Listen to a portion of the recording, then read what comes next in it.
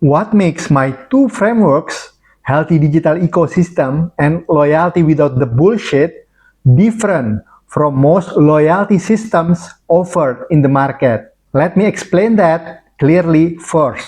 Many loyalty pitches are not necessarily wrong, but they are often incomplete. They say loyalty can increase retention, repeat purchase, customer value, and growth. And to be fair, that part is not wrong. Loyalty can help create those outcomes. But the missing part is the part that matters most. Loyalty and engagement initiatives alone do not guarantee revenue uplift or longer tenure. Those outcomes still depend on product quality, affordability, convenience, trust, and alignment with what customers actually need. So, loyalty is not the standalone driver. It is an amplifier. That distinction matters. Because if the core offering is weak, if the digital journey is bloated, if the checkout is slow or untrustworthy, or if the app creates friction before the customer even reaches the core task, then loyalty by itself will not create sustainable profitability. That is where my frameworks take a different position. Healthy digital ecosystem comes first. Loyalty without the bullshit comes after that. If loyalty without the bullshit is the engine, then healthy digital ecosystem is the infrastructure that keeps that engine alive. One framework governs the environment. The other governs the behavioral and economic logic of loyalty inside that environment. A healthy digital ecosystem is not optional background infrastructure. It is the condition that allows loyalty to work properly at all. In my framework, that starts with the 4 pillars of customer respect. Respect the customer's time. Respect the customer's resources. Respect the customer's attention span. And respect the customer's level of understanding. If an app is bloated, heavy, confusing, or commercially untrustworthy, it is already violating those pillars. And when that happens, the loyalty layers becomes secondary at best and wasteful at worst. So, my critique of the market is not loyalty is fake. My critique is narrower and more serious. Too many loyalty pitches skip causality discipline, skip prerequisite ecosystem health, and skip operational reality. They sell the shiny part. Points, tiers, campaigns, partner rewards, personalization stories, but they often underexplain the hard part. Governance, instrumentation, speed budgets, attribution hygiene, found percent to finish percent, decision rules, cost controls, anti-abuse logic, and whether the ecosystem is healthy enough to deserve a loyalty layer in the first place. That is the real difference. My frameworks do not treat loyalty as a miracle. They treat loyalty as something that must sit on top of trust, fair exchange, governed architecture, and measurable economics. In a healthy digital ecosystem, customers stay not because they are trapped, but because they choose to stay. They trust the platform, they feel their time, money, attention, and data are respected. That is fair exchange. That is the environment where loyalty can actually become meaningful.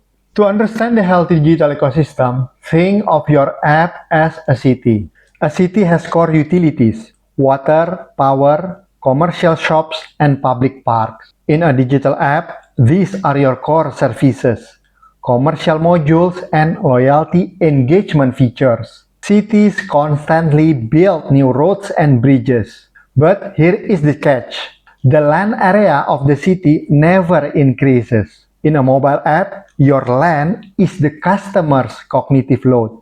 It is a finite resource. It won't increase for another 1,000 years. That is why every new module must prove its worth before it takes up space. Not every module deserves the homepage. Not every campaign deserves prime placement. Not every partner integration deserves to interrupt the customer. A larger ecosystem is not automatically wrong, but larger ecosystems require stronger governance. Every module needs a clear purpose, clear placement, measurable phone percent to finish percent performance, a named owner, and a review path. If a module has no target, no owner, and no kill plan, it should not be shipped. And if it repeatedly fails to help users find or complete anything meaningful, it becomes congestion in the system. That is why healthy digital ecosystem measures both effectiveness and efficiency. Can users find it? Can users finish the task? And does the journey respect their time, resources, attention, and understanding? When we move to loyalty without the bullshit, we are solving a classic optimization problem. Most programs in the market fall into one of two extreme traps. The first trap is the decorative program.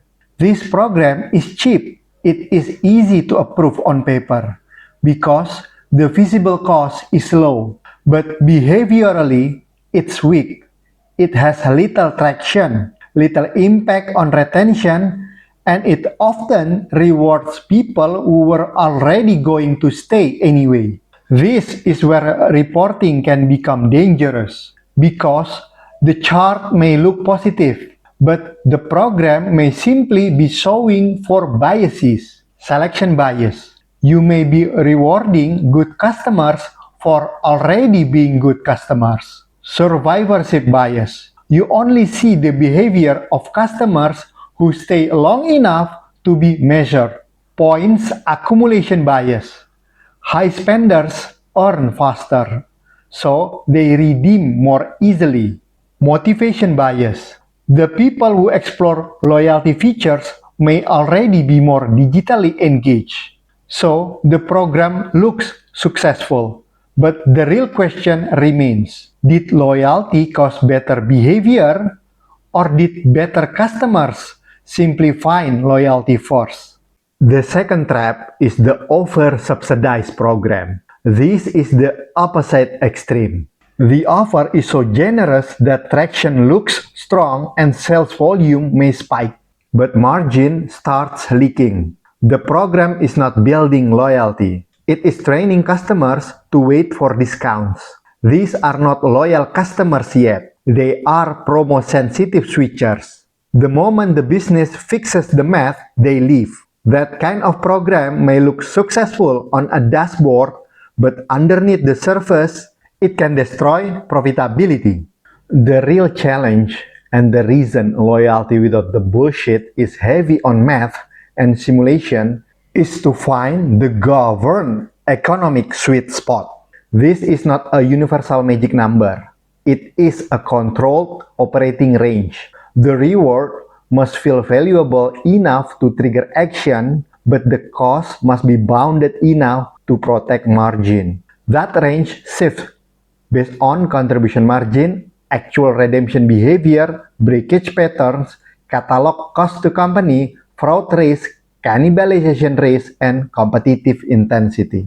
That is why in loyalty without the bullshit, we do not only ask, is retention high?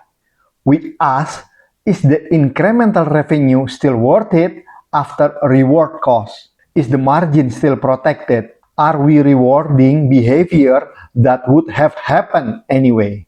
Are we creating real habit or just subsidizing temporary transactions? Are we building trust or buying short-term movement? That is the difference between loyalty as decoration and loyalty as an operating system. A loyalty program is only good if it creates incremental business value.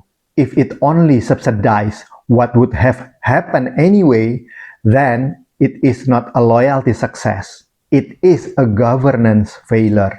My frameworks are not about creating excitement for its own sake. They are about creating a clean, measurable, and balanced operating system where customer respect and business economics can coexist. Healthy digital ecosystem protects the foundation. Loyalty without the bullshit governs the behavior and the economics on top of that foundation. One creates trust, the other turns trust into measurable, repeatable, and financially controlled loyalty. That is the real difference between decorative loyalty and durable loyalty.